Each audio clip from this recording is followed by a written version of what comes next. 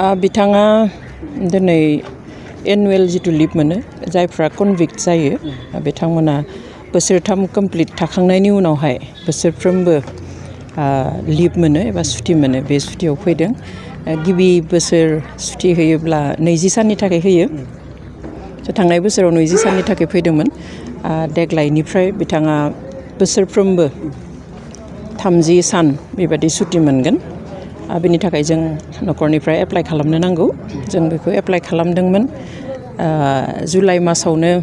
गासैबो फर्मेलिटिसआ जाजोबबायमोन खिन्थु 15 आगस्ट एबा उदांस्रि सान थानायखाय हरथ'वाखैमोन एप्रुभ जाब्लाबो दा उदांस्रि सान जोबनाय लोगो लोगो मैया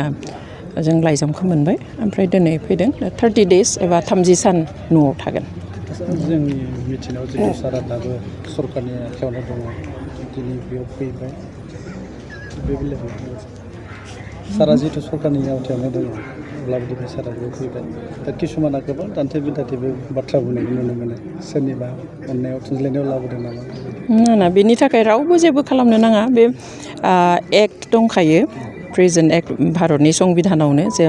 जाया कनभिक्ट जायो बियो बोसोरथाम कमप्लिट जुदि थाखाङो बोसोरथाम कनभिक्ट जाखांनानै जेलाव थानायनि उनावहाय सुटि मोनखायो बेवहाय बेनि थाखाय सोरबा सोरखारनि गोहोम बा सोरबा दैदेनगिरिनि बुंनाय बिनि थाखाय जेबो नङा जेबो लेना देना गैया बेवहाय जोङो फर्मेलि अफिसाव एप्लाइ खालामनो नांगौ आरो बे मथे आइजि प्रिजन अफिसनिफ्राय बिसोर एप्रुभ खालामो जोंनि जायगायावहाय रिपर्ट लाहरो जोंनि डिस्ट्रिक्टनिफ्राय डिसि ओमफ्राय एसपि लकेल पुलिस स्टेशन बिसोर गासैबो मोनसे जथायहै न' नायनानै सिटुएशनफोरखौ नायनानै मोनसे रिपर्ट हरो आरो बिनि सायावसो एप्रुभेल होयो बेयाव रावनिबो आखाइ थाया जितु सारा 30 सान न'आव थागोन माबा मोनसे सरकारनिफ्राय बेबायदि निर्देशफोर दङ नामा साननि सायाव बेबायदि थायो जिहेतु जेल जाबाय थानाय मानसि बेवहाय बिथाङा दा पाब्लिक मिटिंफोर खालामनो हानाय नङा आरो डिस्ट्रिक्टनि बाहेराव गुबुन डिस्ट्रिक्टआव थांनोब्ला जोंनि उदालगुरिनि बाहेराव थांनोब्ला बिथाङा डिस्ट्रिक्ट अथरिटि उदालगुरि डिस्ट्रिक्ट अथरिटिनो इनफरमेसन होनांगोन बेनि उनाव थांनो हागोन स' आरो बिदि गुबुन मिटिं सिटिंबो गानो हानाय नङा दुलाराय बर' रायजोआनो दिनै सारजों दङ जितु सारनि थाखाय मालाबा आर'जबो गाबो गोग्गो देहानि थाखाय दाबायदियाव सारनि देहाया मा अबस्था देहायाथ' थिगैनो दङ गेजेरावहाय एसे फिसा बिला प्रब्लेम जादोंमोन खिन्थु दा थिगैनो दं आसा खालामो आफा इसोरा जेब्लायबो बिदिनो मोजाङैनो लाखिबाय थागोन गोसो आरो देहा मोननैखौबो थांफिननाय डेटआ 19 19 सेप्तेम्बर बे बारावहाय 30 साननि थाखाय फैबाय आरो अराय समनि थाखाय माब्लाबाथो फैगोन होनना नोंथाङा सानो बेखौथ' आं साननाय बादि बा नोंथां साननाय बादि जानायमोनब्लाथ' जों बुंनोनो हागौमोन सिगाङावनो खिन्थु दायो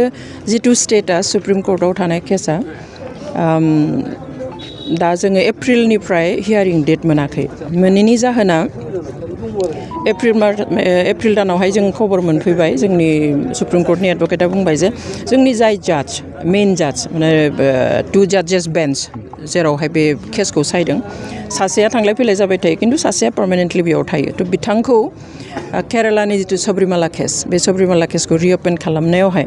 बेखौ डेइलि बिसार खालामनाय जागोन बेवहाय जोंनि माबाखौ लांथ'नाय जागोन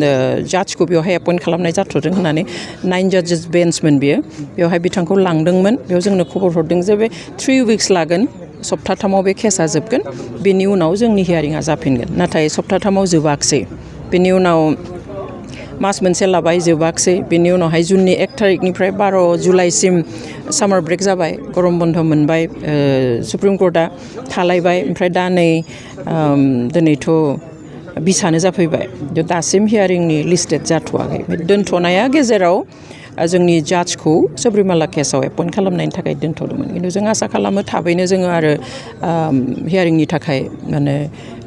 डेट मोनगोन होननानै जोङो आसा खालामो